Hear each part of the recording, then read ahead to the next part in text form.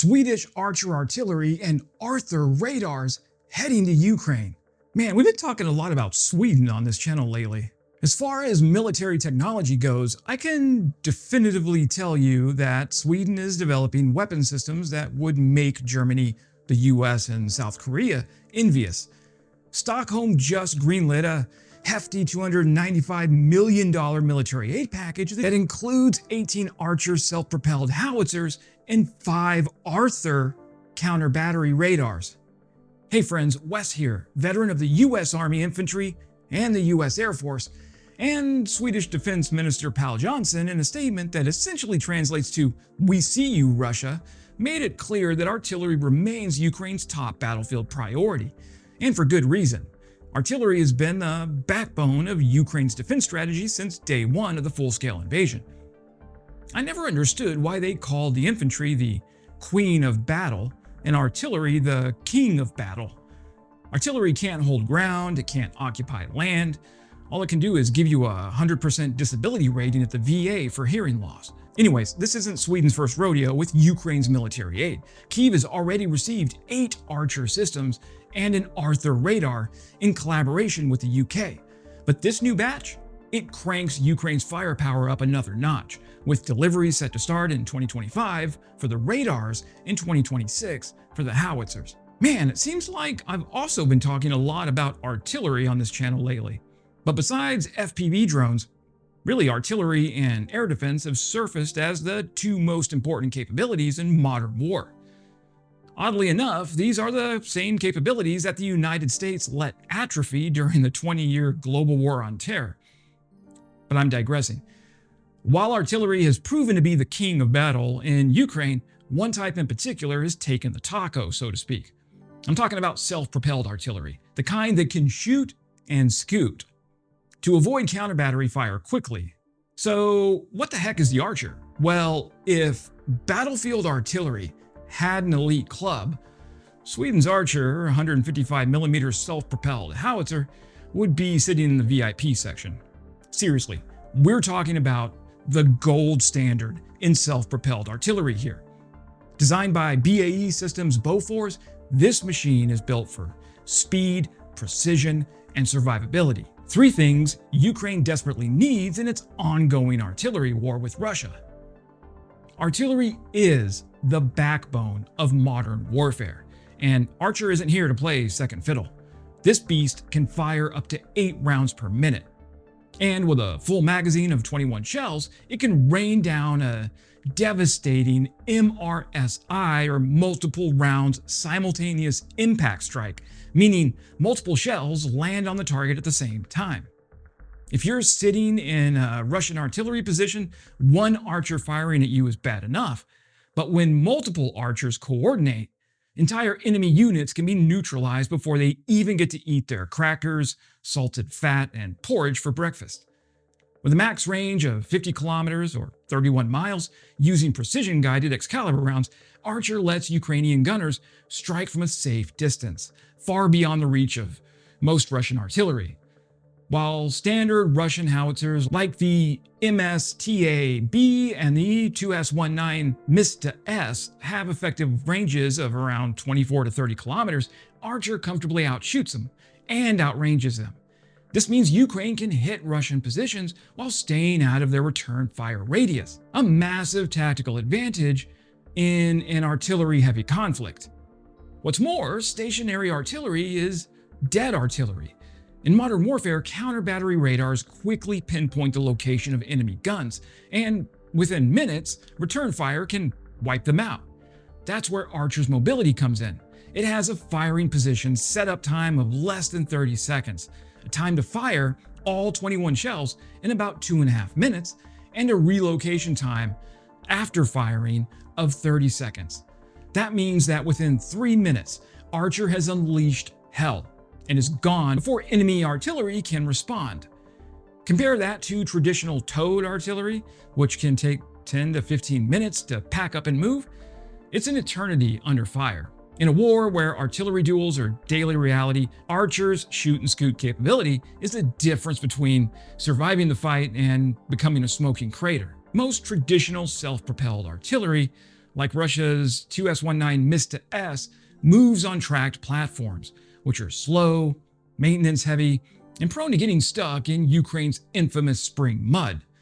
Ask any Russian soldier about Rasputia season. Archer, on the other hand, is mounted on a Volvo A30D 6x6 all-terrain chassis, meaning it moves as fast as a regular military truck, top speed of 90 kilometers an hour or about 56 miles per hour. It can traverse snow, mud, forest, and rough terrain without breaking a sweat, and it's highly road mobile, making it easy to redeploy across Ukraine's vast front lines. Simply put, Archer is fast, flexible, and hard to track. Everything an artillery system should be in a war where static targets get obliterated. Most artillery systems still rely on large crews, manual shell loading, and slow targeting procedures. Not Archer. The system has fully automated loading and firing. Shells are loaded, aimed, and fired with minimal human input. With a crew of just 3, or even 1 in emergencies, Archer is light on soldiers. Archer is also heavily automated. As you would expect coming out of Sweden, this automation is big. With a computerized fire control system, it can instantly calculate trajectories and adjust aim on the fly. This level of automation means Archer can fire faster, relocate quicker, and operate with fewer personnel, a major advantage when manpower is stretched thin. But the Archer isn't the only donation from Sweden. Sweden is also sending the Arthur radar, Ukraine's new artillery detective. If Ukraine's artillery is the sniper, then the Arthur counter-battery radar is the spotter, watching the battlefield, detecting incoming enemy fire, and instantly pinpointing where it came from. Developed by Swedish defense giant Saab, Arthur is a battlefield intelligence powerhouse, and Ukraine is getting 5 more of them in this latest aid package from Sweden. The Arthur radar isn't your typical scan the sky and hope for the best system. It's an advanced weapon locating radar designed specifically for counter-battery fire, which means it doesn't just detect incoming shells, it calculates exactly where they were fired from. Basically, the order of battle goes like this. Enemy artillery fires a shell, a standard occurrence in this war. Arthur detects the projectile mid-air, tracking its speed, its trajectory, and its arc in real time. It then calculates the launch point, pinpointing the exact coordinates of the Russian artillery unit within seconds. Instant response. Ukrainian forces can immediately fire back with their own artillery, HIMARS, or drone strikes before the enemy has a chance to relocate. Enemy artillery gets neutralized before they can strike again, and Bob's your uncle. Arthur isn't picky about what it tracks. This radar system can detect and locate a variety of artillery threats, including howitzers, MLRS systems like the BM-21 Grad or the Tornado G, and mortars ranging from small 82mm tubes to heavy 120mm units. This makes Arthur an all-in-one artillery defense system capable of protecting Ukrainian troops from every kind of indirect fire attack. What's more, Arthur doesn't just tell you where the enemy is, it does it from far enough away and with incredible accuracy. It has a detection range of up to 40 kilometers, can pinpoint enemy artillery within 50 meters of their actual position, and scans the battlefield in all directions simultaneously. This level of precision is crucial for Ukraine. The more accurate the targeting data, the fewer shells are wasted, and the faster enemy artillery is wiped out. But Sweden has a bigger play. Sweden isn't just shipping artillery and radars to Ukraine, it's making a long-term investment in Kyiv's ability to stand on its own 2 feet militarily. They are assisting with a self-sufficient Ukrainian defense industry that can sustain the fight for years to come. And in the bigger picture, Sweden's moves aren't just about Ukraine, they're really about deterring future Russian aggression across Europe and ensuring that Moscow's imperial ambitions are stopped cold. Now let's be blunt. Russia's war in Ukraine isn't just about Ukraine. It's about rewriting the borders of Europe and reviving the old Soviet-style sphere of influence. If Russia wins, or even manages to grind out a frozen conflict where it keeps chunks of Ukrainian territory, it will only embolden the Kremlin to try again elsewhere. This is exactly why Putin would be fine freezing the conflict with its current buffer zone intact. Then he could focus on rebuilding his broke-ass military and take a shot at Latvia or Estonia in a few years. Sweden, like the rest of Europe, knows this. That's why it's investing so heavily in Ukraine's victory.